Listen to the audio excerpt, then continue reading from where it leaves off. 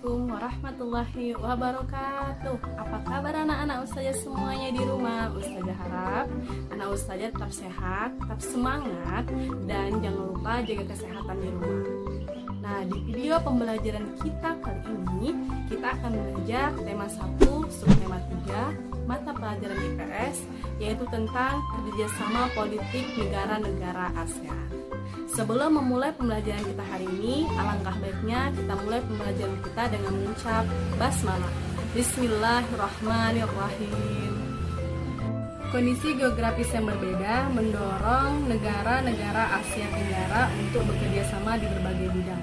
Kerjasama ini dilakukan sesuai dengan hukum internasional agar terjalin kerjasama yang harmonis dan terhindar dari hal-hal yang menimbulkan sengketa internasional.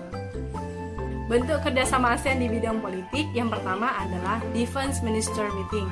Defense Minister Meeting adalah kerjasama di bidang politik negara-negara ASEAN.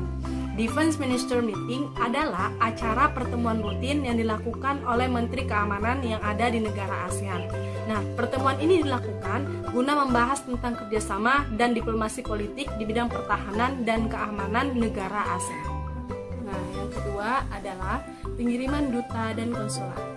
Negara-negara yang menjalin hubungan secara internasional perlu ada pengiriman duta dan konsulat sebagai wakil di negara tersebut, misalnya di antara negara ASEAN.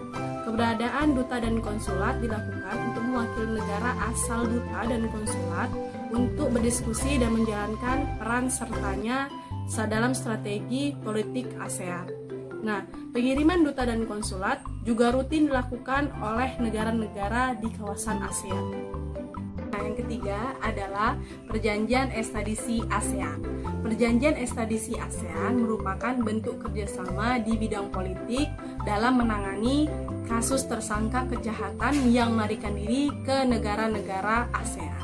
Nah, melalui perjanjian ekstradisi tersebut, setiap negara-negara di kawasan ASEAN dapat melakukan kerjasama untuk mengembalikan tersangka ke negara asalnya dan menjaga stabilitas politik negara-negara ASEAN.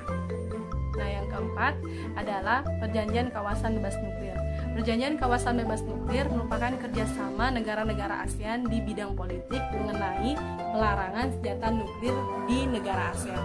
Dalam perjanjian ini, setiap negara di ASEAN dilarang melakukan perancangan dan pembuatan senjata nuklir di ASEAN. Nah, yang kelima adalah Perjanjian Kawasan Damai Bebas dan Netral. Perjanjian Kawasan Bebas, Damai, dan Netral merupakan kerjasama negara-negara dalam menjaga negara tetap damai. Nah, kata bebas diartikan bahwasanya kita bebas melakukan hal sesuatu tetapi sesuai dengan perjanjian dan peraturan-peraturan yang telah disepakati.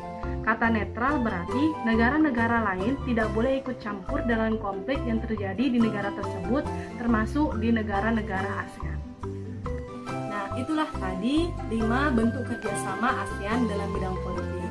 Ustazah harap anak Ustazah semuanya paham, dan terima kasih Ustazah ucapkan kepada anak-anak Ustazah semuanya karena sudah mengikuti video pembelajaran Ustazah.